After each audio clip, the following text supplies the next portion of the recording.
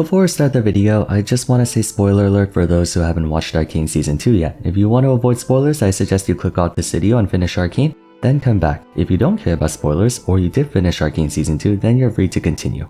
Roughly about a week ago, the next VGU was released for League of Legends, featuring Viktor, with the intent to have him more in line with the Arcane version of him following the conclusion of Season 2. An unsurprising one if I were to be honest. Of all the Arcane champions, Viktor is the one most divergent from his League version. Season 2 left a lot of people with, to put it bluntly, more questions than answers, and it's unclear as to whether the show stuck the landing or if the plot went way too far in scope relative to the capacity they had to deliver on it. Nevertheless, we have our new Viktor, and calling his visual update divisive would be the understatement of the year. On one hand, as one of the more outdated champions in the game, it's nice to have him get some attention. On the other, holy shit, someone get this guy a cheeseburger. Countless others have expressed their disappointment at the new version of Viktor, believing that while the Arcane series in its entirety was great to watch, they should have left well enough alone in regards to porting him over to the actual game. More on that, I wanted to discuss Viktor as a whole, as he's one of my favorite mages in League, but also one that I have a lot of things to say about. You'll notice that Riot said he would be getting a visual gameplay update, but when you take a look at his actual gameplay abilities and whatnot,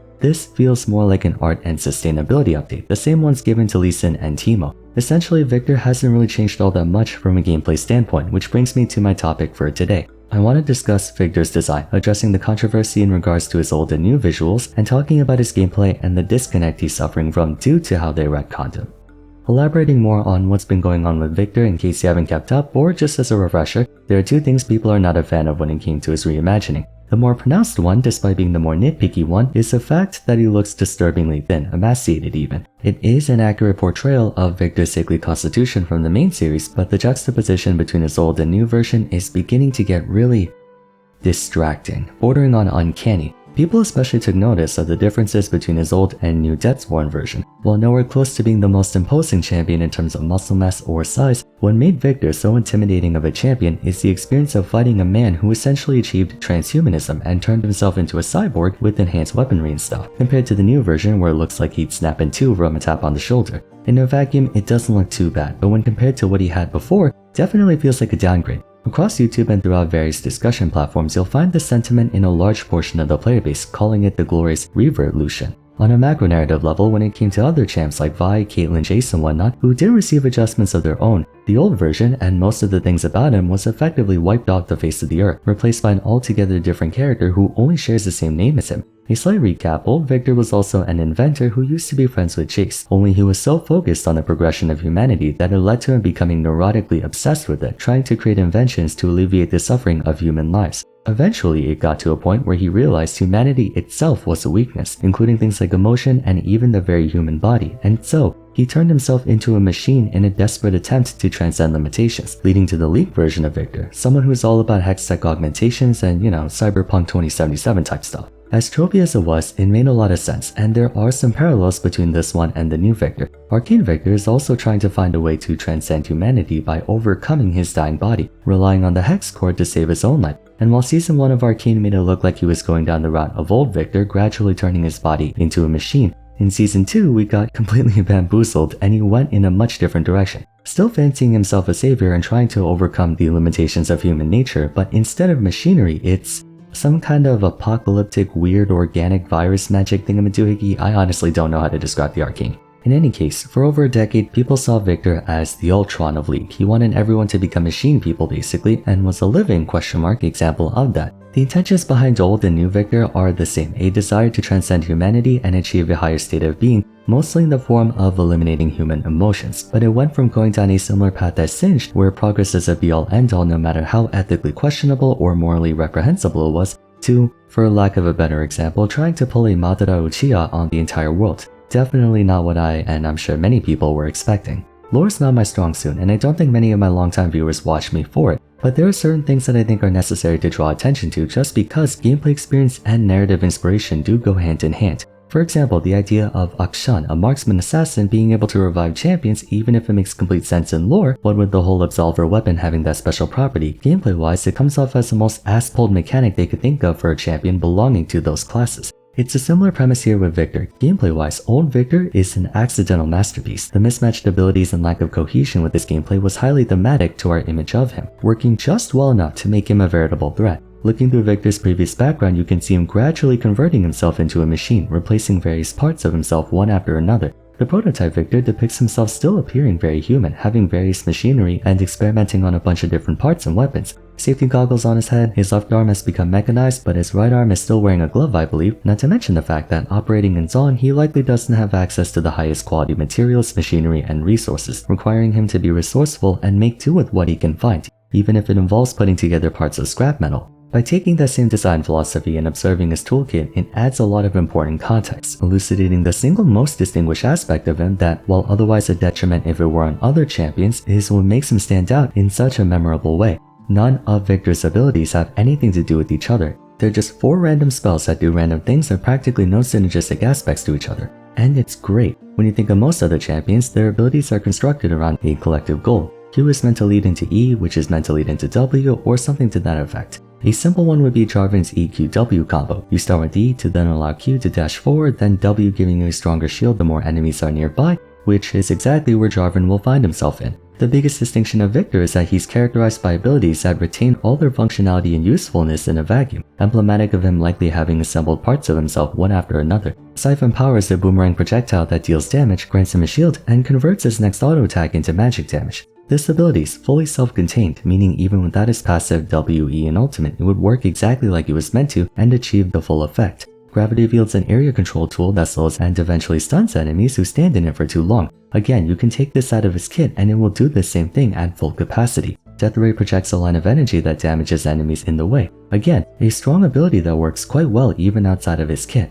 I say his abilities have no synergistic aspects to each other because while you typically see Viktor players throwing his attacks out in rapid succession of each other, there's no actual combos to him. He literally pulls the random bullshit go meme on you. Death Ray's a standalone ability, Siphon Power's a standalone ability, Gravity Field, and of course Chaos Storm are all standalone abilities. Not a single bit of intentional cohesion exists within his kit. An example of intentional cohesion would be, for example, Tully's Unraveled Earth mixed with her Seismic Shove. She needs one ability to make use of the other, and vice versa. And even though you could argue Viktor's Gravity Field allows him to keep enemies in place for Chaos Storm's tick damage or Death Ray's Aftershock, it's a mismatch of different weapons and tools, perfectly illustrating Viktor's old motif of having to put himself together rather than a perfectly manufactured robot. You can imagine him first opening up with the Hex Claw and conceiving the Death Ray ability, then he manages to create the device to use Siphon Power, then he constructs a Singularity to make Chaos Storm. It's one after another.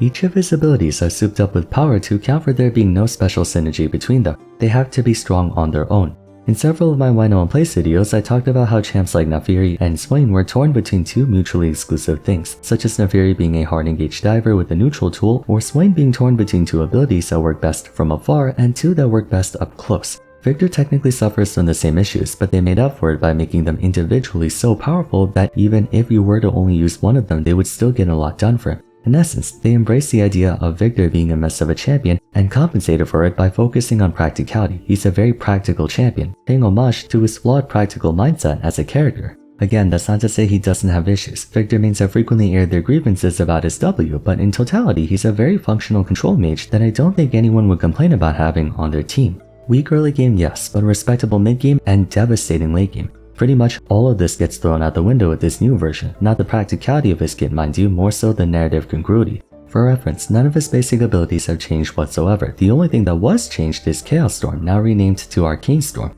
Upon scoring a takedown on enemy champions, its duration is extended and the size of the storm gets bigger. A fine quality of life change to have, and it addresses a main issue with Chaos Storm where unless you have supporting teammates to offer a lockdown, this ultimate can either be really impactful or really underwhelming. Vandal tested how big it can get, and suffice to say the radius can be overwhelmingly huge, even though Viktor still retains his original intention of transcending humanity and imparting that on everyone else. When looking at his new appearance, everything comes off refined and perfect, not a detail out of place. He looks very clean, a stark contrast from old Viktor always having a messy look to him. He was unrefined, rough around the edges, intentionally so. Subsequently, his whole shtick of having a bunch of random abilities conceived by Hextech don't make any sense at all. Does old Viktor's Q, W, E, and Ultimate make sense on Arcane Viktor?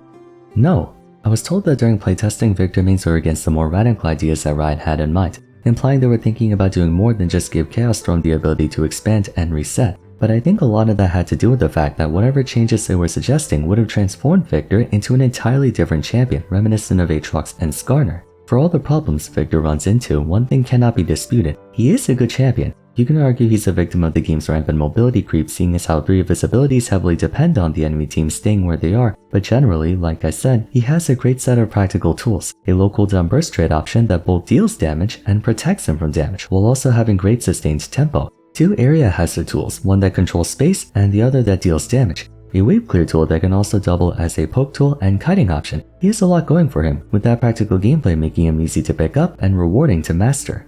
Arcane Viktor is the most dramatic departure of a champion's background in the history of League. There is simply no way Riot can implement Arcane Viktor into LoL Viktor because, attentions aside, their methodologies are fundamentally different from each other. One was about assembling himself with whatever he could find, using his intellect and ingenuity to fashion hex tech into various weaponry, even going so far as to converting himself into a weapon. The other basically got merged with the Hex core and started seeing all these crazy magical things, made his own hive mind cult, and then decided the best way to save humanity was, like I said, pull a Madara Uchiha and turn everyone into mentally AFK vegetables. I mean, I don't see why he feels the need to do that when my solo queue teammates are already like that, but I mean, you do you. If they were to conceptualize a full visual gameplay update for him, it would no longer be the old Viktor, which we've established can lead to a very divisive reception from the player base. Viktor's not like Gold Skarner or Nunu or Poppy, who basically had a non-existent player base. He frequently reaches pick rates above 5% depending on the meta, leading me to believe a full Arcane-inspired overhaul would do more harm than good. It just wouldn't make sense with the gameplay he has now, not only by the complaints people have towards his new appearance, but also the incongruity between LoL Viktor's design and Arcane Viktor.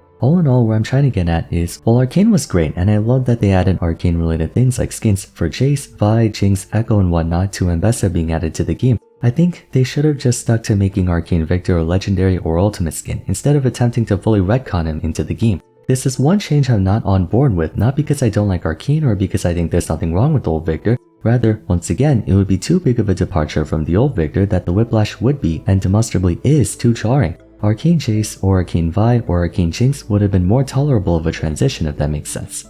This could be the worst take of all time, I'm not sure. Much as I love the character in Arcane, I also love the champion in League, and I feel like we could pay respect to both versions of him instead of trying to homogenize them. What do you guys think though? Do you agree or disagree with my points? Feel free to share in the comments down below. For now though, if you enjoyed the video, a like and subscribe would be much appreciated. Don't forget to follow me on Twitter at Vars, join my Discord server, and why not check out my lore to gameplay episodes on Piltover and Zaun if you haven't yet. But till next time, thanks so much for watching, and I look forward to seeing you again soon. Take care.